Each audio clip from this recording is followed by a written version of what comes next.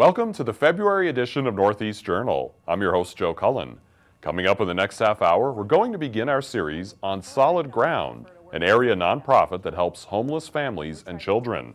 We'll also get a look at the new coffee shop at the Maplewood Library, and we'll learn how kindergartners and law enforcement students are helping each other. All that and more is straight ahead on Northeast Journal.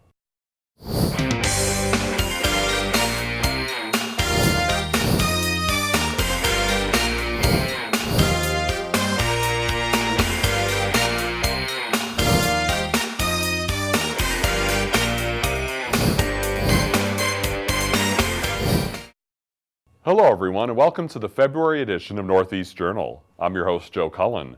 Every month on Northeast Journal, we give you an inside look at the people and places that make up the Northeast section of the Twin Cities. Law enforcement students from Northeast Metro 916 recently had a hands-on project that was quite unique.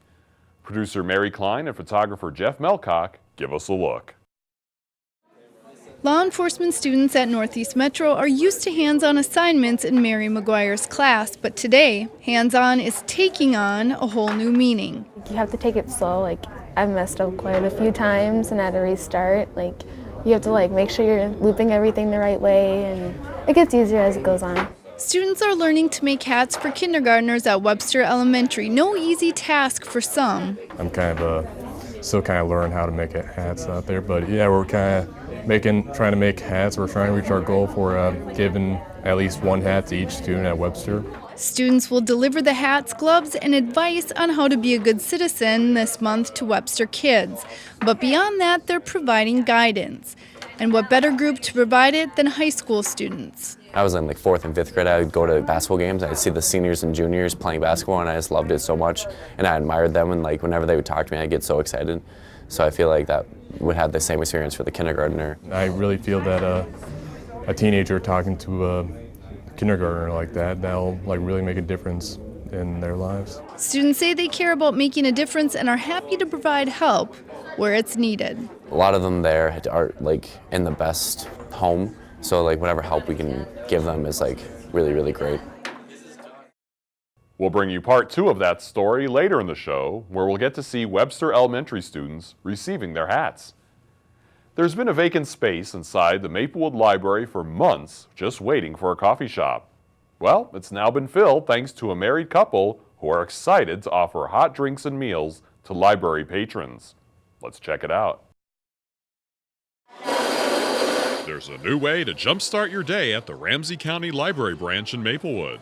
A coffee shop named Caffeine recently opened, and according to co-owner Navarat Pusansard, the response has been great. Really good so far. Yeah, they really welcome us to. They walk in and they told us that how happy to have the coffee back, and they say that they love the atmosphere here, they love the fireplace, and they love everything. Caffeine has a unique spelling and can be pronounced as caffeine or caffeine, as is customary in Thailand, where Pusansard and her husband are from. There's more than just caffeinated drinks there, though. We have food. I say that when we're in the college, we just sit in the library. Sometimes we get hungry. That's why we decided to serve some food like soup, especially the weather. And we have panini. We have fried rice, golden fried rice, that's gonna be chicken fried rice with the omelette on top. And on the weekend, we have special Thai soup also. And in the future, we might have more options for the Thai food, but we want to see how the demand first. There's also a collection of gifts available for purchase at Caffeine. The owners hope to be in business at the Maplewood Library for many years to come. I think it's follow the dream. Everyone might have the dream.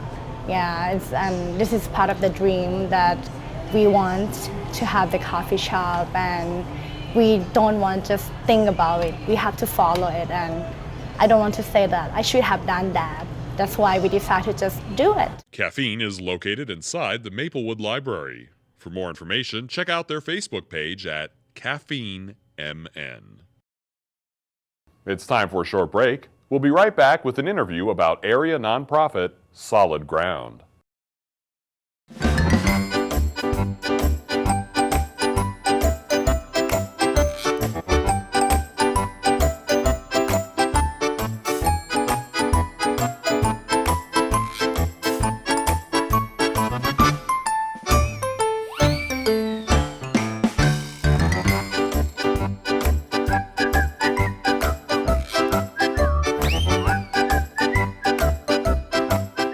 Hey Greg, what are you doing in the bushes?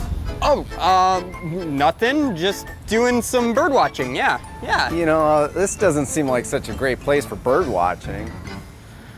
All right. I was just trying to get a look inside my city hall.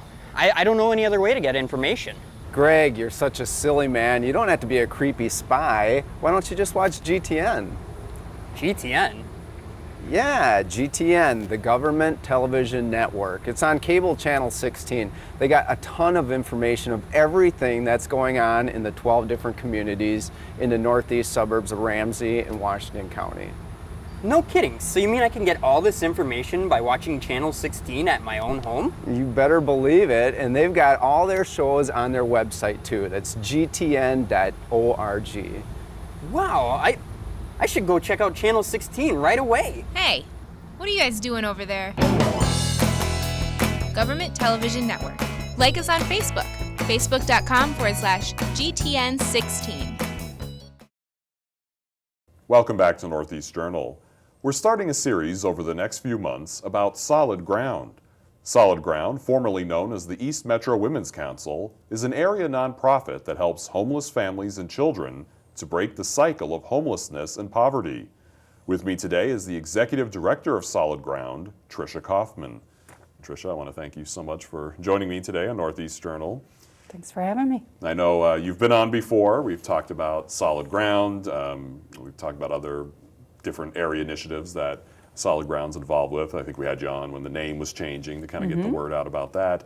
And as I mentioned, we're going to be kind of doing a series here over the next few months, talking to some of your other staff about some of the issues that Solid Ground deals with. But before we get too much into that, I know I gave a brief description of Solid Ground in the introduction, but can you kind of elaborate on that a little more for people who aren't familiar with what your nonprofit does? Sure. Well, Solid Ground provides supportive housing for families who are experiencing homelessness, and we have a couple of different programs. We have a 34-unit apartment building right here in White Bear next to Century College, and we have some scattered site housing in Ramsey and Washington Counties where we work directly with private landlords to help house families, and then we provide them with some rental assistance. But all of our programs have not just rental assistance, but also services to help people find employment or address any health issues they may have.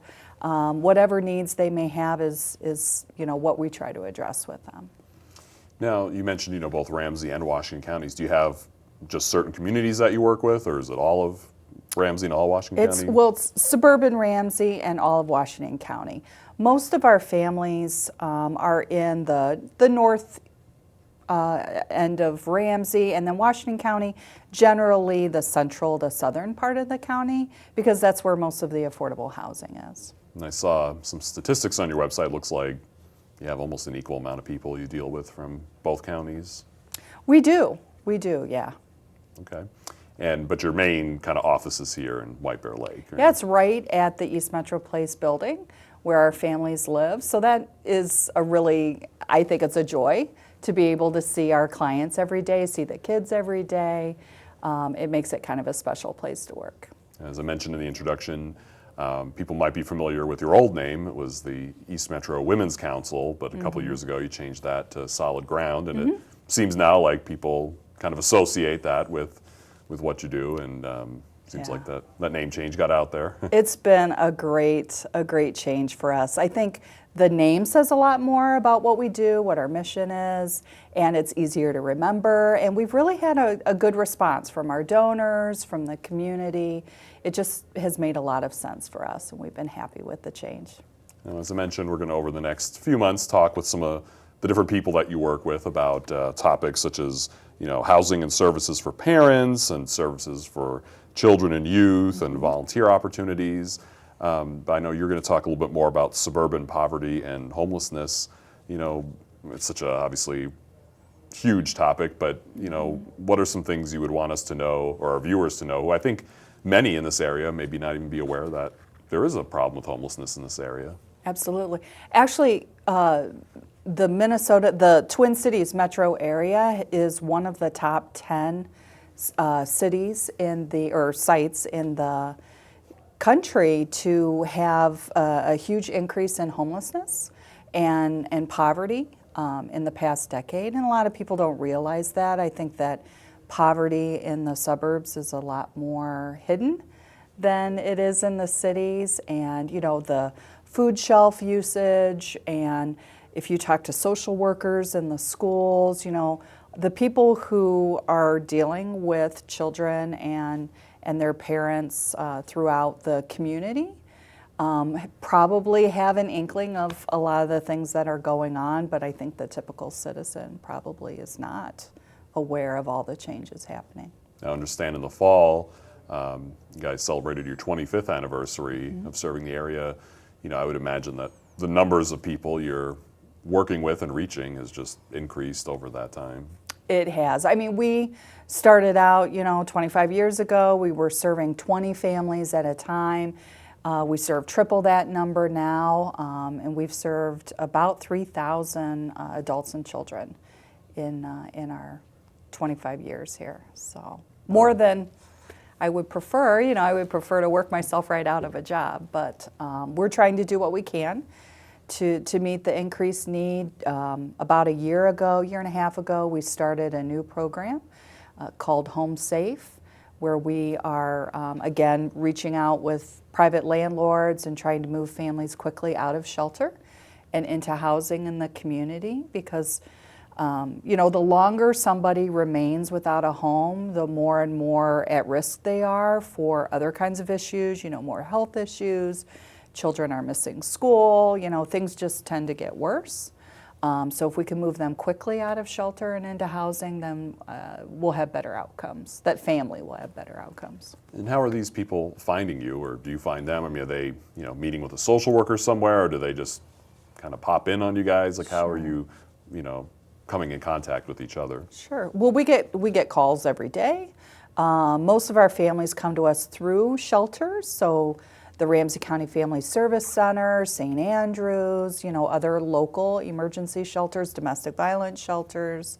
But in the community, we actually have a new system in place called Coordinated Access, where families are placed with us through a county coordinated system. So instead of a family who's in shelter calling 30 different programs, hoping for an opening, the shelter will actually say, you know what, you need a supportive housing program like East Metro Place. I know they have an opening, and so they connect us with that family. And it's a much more client-centered system, and it's new, but so far it's been a really good change. And one of the things I mentioned, we're going to be talking about, your services for children and youth on an upcoming show here. You mentioned, it's like you said, a whole other dynamic. Not only, do you need a safe place to live, but there's school considerations and health considerations and all that. Absolutely. A lot of people are surprised to know that the majority of people who are homeless in Minnesota are children. The Wilder Research program does a study of people experiencing homelessness every few years. And in the last one that they did, the only group that had a growth in the number of homeless were children, which we don't want to see anybody become homeless, but especially kids. And most of those kids are pretty young. The average age is about 6 years old. They're confused, they're scared, they don't understand why, they don't have the same place to sleep every night. Sometimes they're in a car. It's just a horrible situation for anybody to be in. So imagine, while it's, got to be tough day in and day out, having to, see this play out, obviously it's a sad thing. On the reverse side, I'm sure it must be really rewarding when you can help somebody get back up on their feet, and maybe even years later hear from them, hopefully things have turned around and they're thriving. Absolutely, it is. In fact, for our 25th anniversary this past summer, we had a reunion and, used Facebook and other social media to invite graduates back to East Metro Place, and we had a really good showing, and it was so fun seeing all these families. Some of them, the kids were really little the last time I saw them, and now they're teenagers or even young adults, and it was really awesome to see everybody and how well they're doing, and how much they often say,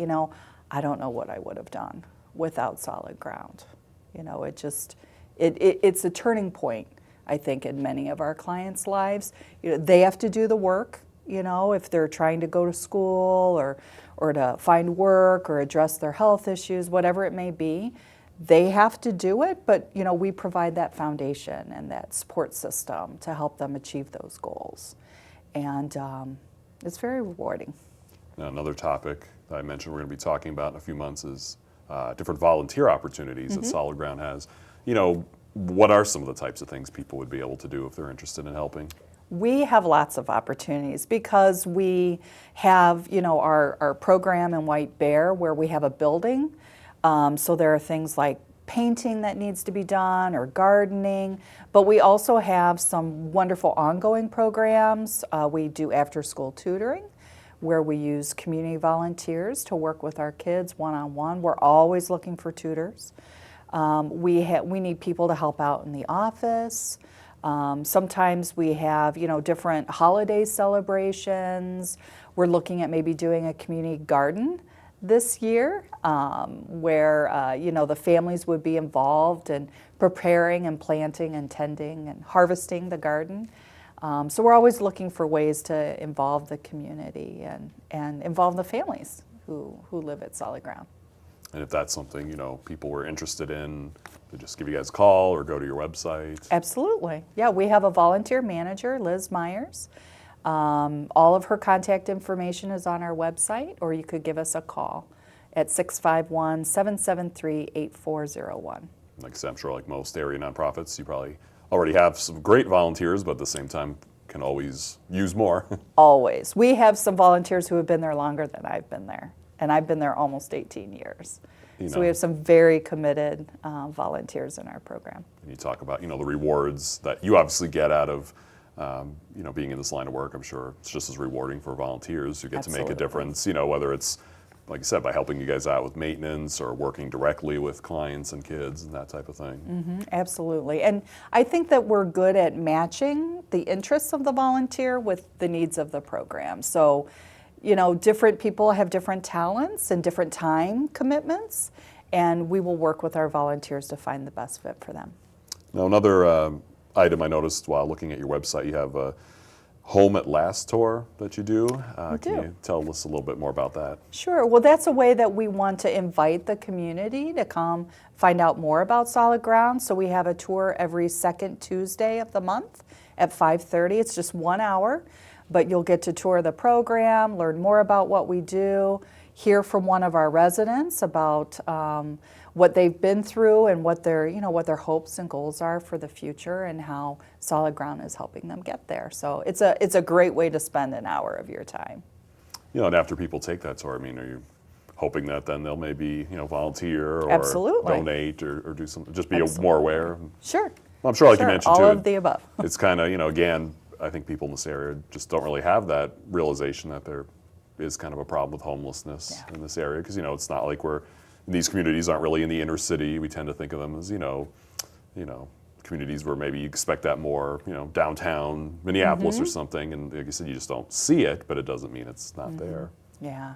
And there is a homeless liaison in the White Bear Lake School District who said that, in the past several years, the average number of homeless students in the district is about 200.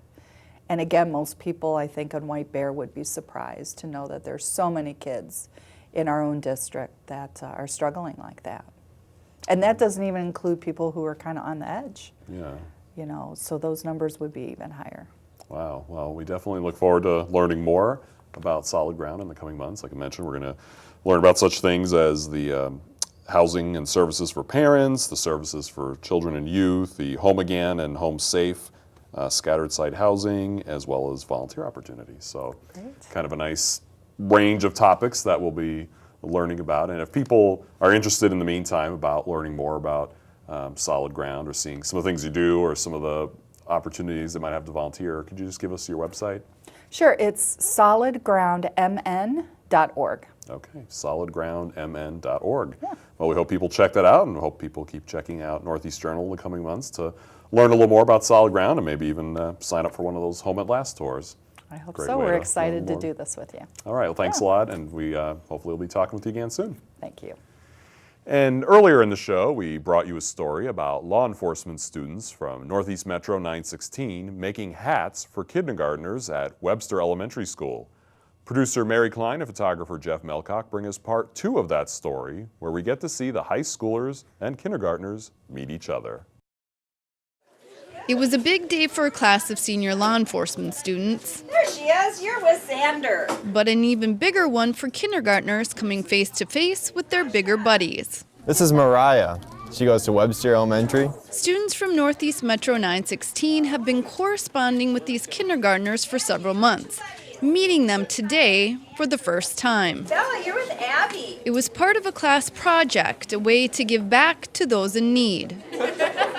They brought over 200 pounds of food, 465 hats, and volumes of life lessons. It's basically a little story about, not eating too many cookies or else you get a tummy ache. We're supposed to have a little lesson in there. Daniel Leonard shared with his pal the importance of sharing. A young girl has no Legos, and she feels bad about it, and a boy in the class sees that she feels bad and gives her Legos, and they're friends forever. Like most younger children, they look up to older ones. We know the ropes a little bit, and we could pass some information on to them to get them going. Try and be good role models to them, get them off on a good track. But the kindergartners weren't the only ones getting schooled. A tootie-ta, a tootie-ta, a tootie-ta-ta. They reminded their senior buddies what it's like to be a kid again. 3 sisters recently opened a shop where they recycle with style. Here's a look at the painted table. 3 sisters from the White Bear Lake area are putting their talents together to run a unique furniture and accessory store called The Painted Table. You'll find unique, one-of-a-kind items.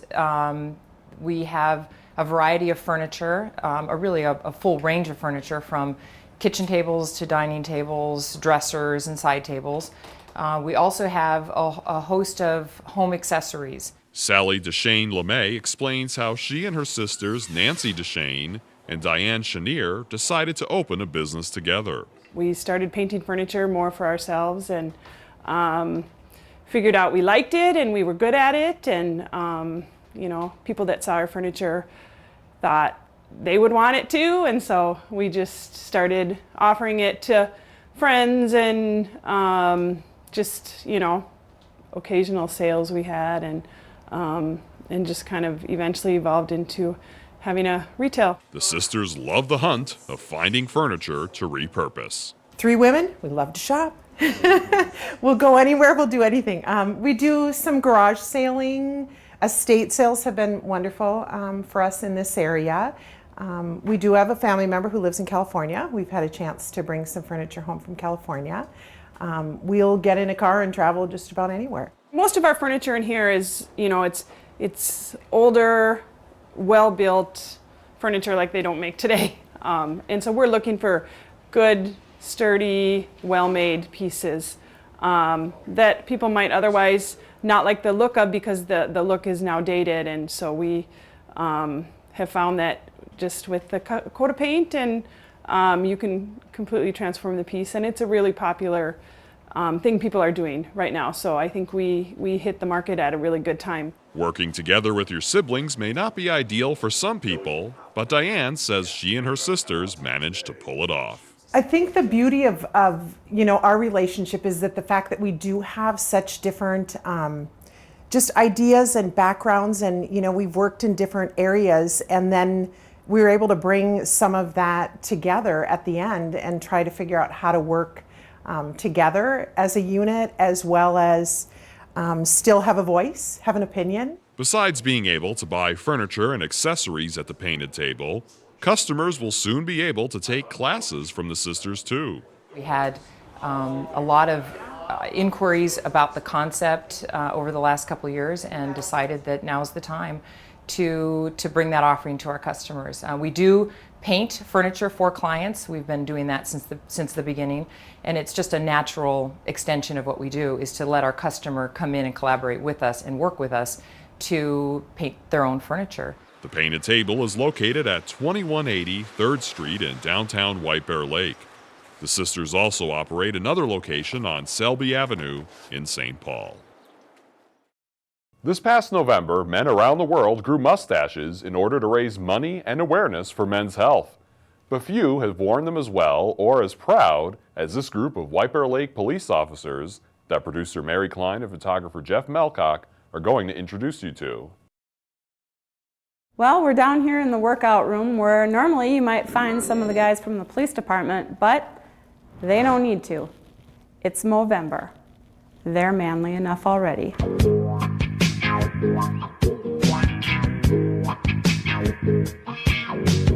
So I found Officer Ryan George. Officer George. Hello. Looking good. Thank you, thank you. And what have you got going on? Well, I've decided to participate in Movember this year. This is the second year I've done it. Last year was a little messy, but I think I've got a good handle on it now and kind of got this down pretty good. Do you think you have a Justin Bieber mustache, a Tom Selleck? I was going to mention Tom Selleck. Tom Selleck? Magnum PI specifically.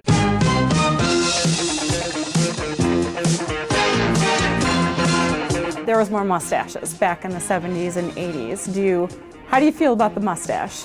There were a lot more back then, and it just seems like it was kind of a more peaceful time. People got along a lot better. I don't know if that's a direct correlation to mustaches, but if I ever did a master's thesis, that might be a topic I looked into. And now we're here with dispatcher Hunter Schultz. And you're kind of the reason for the Mo around here. And that's kind of one of the nicknames that we have for whatever's going on up there. For the Movember? For the Movember. So whose would you compare yours to? Well, we've got a couple of local celebrities actually, and Sergeant Seachleg has a great mustache, and so we're all trying to see who can pull off the Seachleg mustache. Now we're here with Captain Hager in our newly repurposed equipment room. Burt Reynolds has a Facebook page just for the mustache, and he's got 4,000 likes for his mustache. Do you think that if because you're not on Facebook, but what if your mustache were on Facebook? Do you think that you could equal or come close? Well, interestingly enough, I know a lot of people say that I resemble Mr. Reynolds. Men usually touch their mustache 760 times a day. Really? Do you think that you're in that range, or? Yeah, I might beat that. I might. Really? Yeah, I mean, I'm on my best behavior because of the camera, but usually I'm good. I'm stroking it, a couple times a day, or a couple times an hour. Excuse me. I stroke it to the east, and I stroke it to the west. I stroke it to the woman that I love the best. I be stroking.